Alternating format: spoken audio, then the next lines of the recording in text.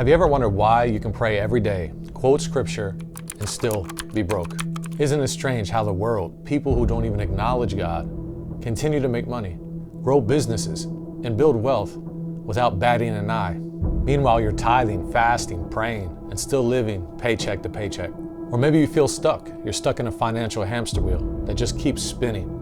No matter how much you pray, things don't seem to change. Well, by the end of this video, I believe every answer you've been searching for will be addressed. And I truly believe that if you stick around to the end, your life will never be the same again. There was a time in my life when I was crying out to God to fix my finances. I was young, trying to make it as an entrepreneur, but I didn't know what I was doing yet.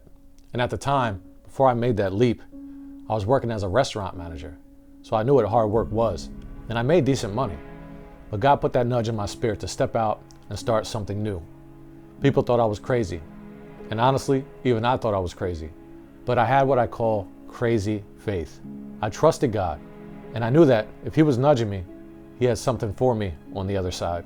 So I began learning new skills.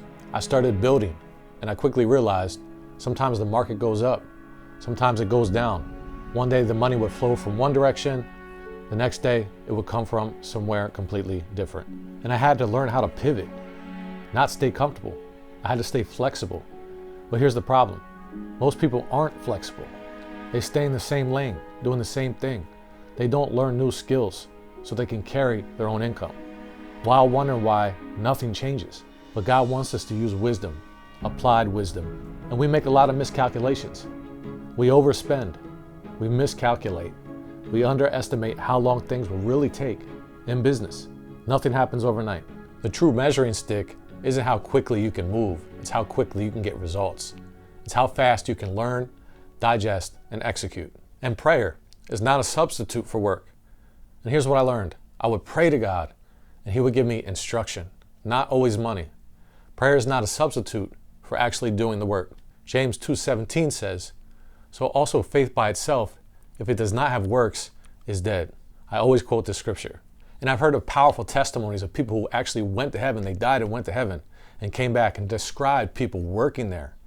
But the work was different. But they said much work is going on in heaven all the time. But it didn't feel like labor. It was joy. It was worship.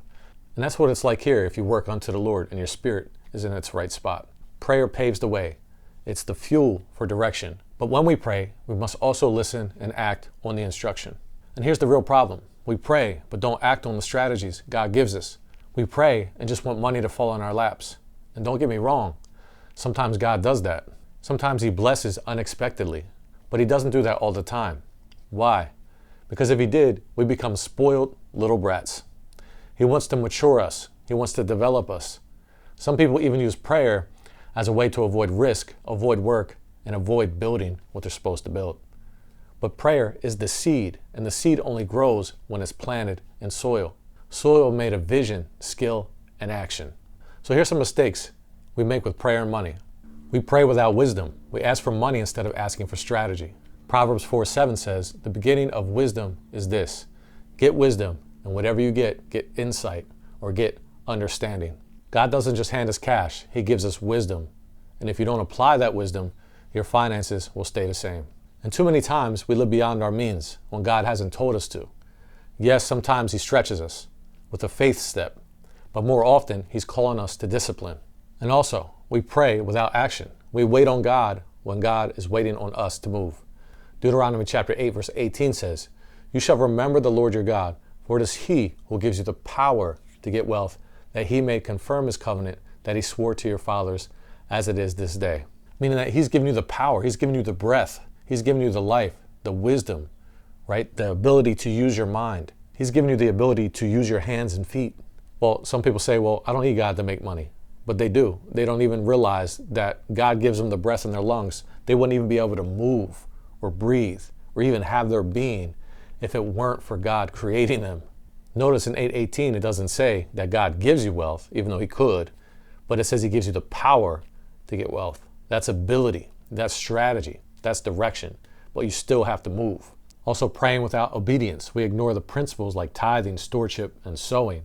And sowing just doesn't mean sowing your money, it means sowing your time, acting, marketing your business, planting in your business, not just planting money elsewhere. You also plant with advertising. That's a seed. That takes money. And if you can't store the $100 well, why would God entrust you with $10,000? So Luke 16:10 says, one who is faithful in very little is also faithful in much. And one who is dishonest in very little is also dishonest in much. So then we also pray without vision. We have no plan, no written goals. We didn't write it down. No clear direction, no intention. Habakkuk 2:2 says, and the Lord answered me, write the vision, make it plain on tablets, so he may run who reads it. When you have no vision, your prayer has no soil to grow in. If you're constantly in this place of wondering, God, how's it going to happen? How are you going to provide? Then you're putting your energy into the wrong place. It's not wrong to ask him questions and get answers, but Jesus told us exactly what to do. Matthew 6:33 says, but seek first the kingdom of God and his righteousness, and all these things will be added unto you.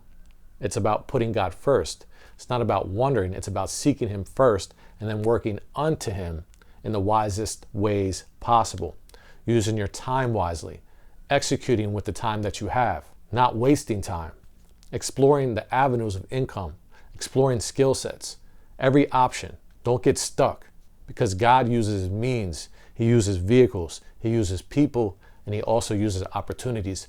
But more than that, he uses your hands, and he uses direction, strategy, and sowing. And again, doing everything that you possibly can with your hands and feet. And the hard truth about the world and the church, and here's the hard truth. The world doesn't sit around wondering how it's going to happen. They just act. They execute. Now, they have strings attached to the execution. They're attached to darkness. But even Jesus pointed this out. Luke 16:8 says, the master commended the dishonest manager for his shrewdness. For the sons of this world are more shrewd in dealing with their own generation than the sons of light. So Jesus himself said that the people of this world are often wiser in money than the believers. But here's the good news. We don't have to stay that way. We can grow in wisdom. We can learn strategy. And when we can combine God's wisdom with bold action, we have an advantage the world will never have. And we can make wealth with no strings attached. There's no sorrow with it, the Bible says. For example, they have sorrow attached. Many of them, especially that are famous, the people in the industry, they've given their souls over, right, for fame, which I can't even really understand why they would do that. It's just not in me to be, to want fame like that. I don't understand it, but they do, but they've given themselves over for money, fame, attention. But guess what? That gives them control. As soon as they stop doing what they tell them to do, right, they could rip it out from you at any given point. So if you had a change of heart and you want to do the right thing, right, God will make a way. But if they don't believe in God, or they're second guessing their decision, they have now given their life over to this entity. And again, when it comes to us, we could give everything away and not bat an eye, right? If God tells you to give away your whole house and give it to somebody else, right, you could do that and it wouldn't bother you, right? Because you don't have the string attached. Now, it may be hard, you might be like, oh man, but the point is, right, we know we have eternal life and we store up treasures in heaven.